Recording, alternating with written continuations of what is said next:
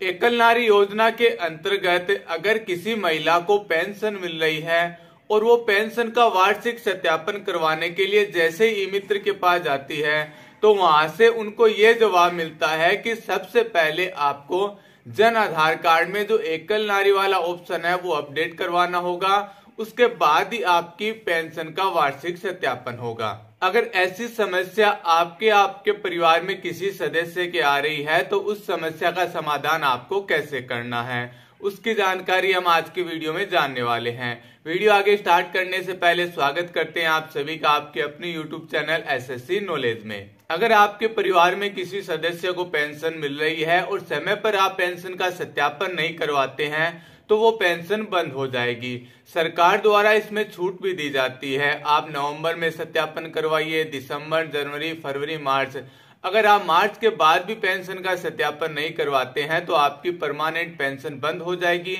और एक बार कोई पेंशन बंद हो जाती है उसे दोबारा से स्टार्ट करवाते हैं तो काफी समस्याएं आती है। सबसे पहले डॉक्यूमेंट अपडेट करवाने होते हैं, उसके बाद पेंशन स्टार्ट होती है और आपकी जो पीछे की पेंशन है वो भी आपको नहीं मिल पाएगी। नए सिरे से जो पेंशन का आवेदन करते हैं, नई पेंशन आगे आएगी तो उसके अनुसार ही आपको पेंशन मिलेगी।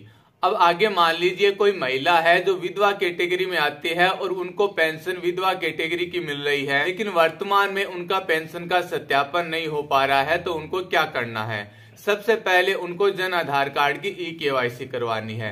मान लीजिए जन आधार कार्ड में जितने भी सदस्य जुड़े हुए हैं उन सभी की ई-केवाईसी नहीं हो पाती है तो महिला की आपको ई-केवाईसी करनी है। ई-केवाईसी कंप्लीट हो जाती है, उसके बाद 4 पेज का जो आय प्रमाण पत्र है वो आपको जन आधार कार्ड में अपडेट करना होगा।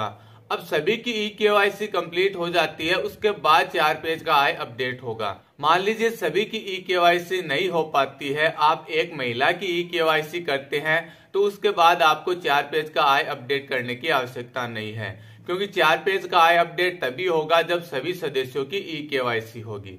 आपने एक महिला की ई-केवाईसी कर दी। ई-केवाईसी करने के बाद आपको देखना है कि जन आधार कार्ड में अगर उनकी पेंशन विधवा कैटेगरी की है और पति का नाम उनका जुड़ा हुआ है तो आपको जन आधार कार्ड से पति का नाम डिलीट करवाना है।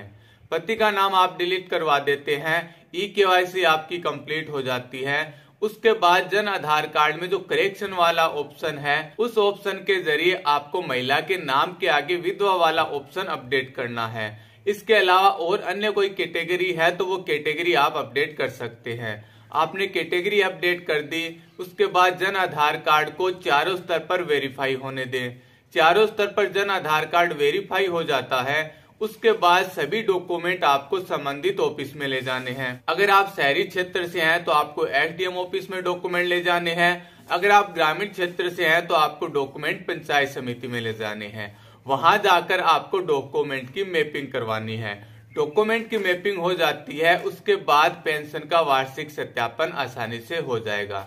ये प्रोसेस अपनाने में काफी समय लगेगा, क्योंकि जन आधार कार्ड में एक बार कोई करेक्शन करते हैं तो उसे वेरीफाई होने में 15 दिन लगते हैं। अगर आपके पेंशन में कोई समस्या है, डॉक्यूमेंट आप अपडेट कर रहे हैं तो आपको तुरंत डॉक्यूमेंट अपडेट करने चाहिए। जन आधार कार्ड को अपडेट करना होगा। जन आधार कार्ड को आप अपडेट करते हैं तो पहला और दूसरा स्तर ऑफिस से वेरीफाई होता है। वो वेरिफिकेशन आपको एक दिन में ही करवाना होगा। अगर आप एक दिन में ही जन आधार कार्ड का वेरिफिकेशन करवा लेते हैं, जन आधार कार्ड चारों स्तर पर वेरीफाई होता है, वो काम आपका जल्दी हो जाएगा। तो इस तरीके से एकल नारी योजना के अंतर्गत जिन महिलाओं को पेंशन मिल रही है वर्तमान में उनका सत्यापन नहीं हो पा रहा है तो ये प्रोसेस वो अपनाएंगे तो जल्दी ही उनके डॉक्यूमेंट अपडेट हो जाएंगे और पेंशन का वार्षिक सत्यापन भी हो जाएगा। इसी प्रकार मान लीजिए कोई पेंशन का आप सत्यापन कर रहे हैं, कोई समस्या आपके आ रही है तो आप हमें कमेंट बॉक्स में लिख के बताइए, आपकी समस्या का समाधान किया जाएगा।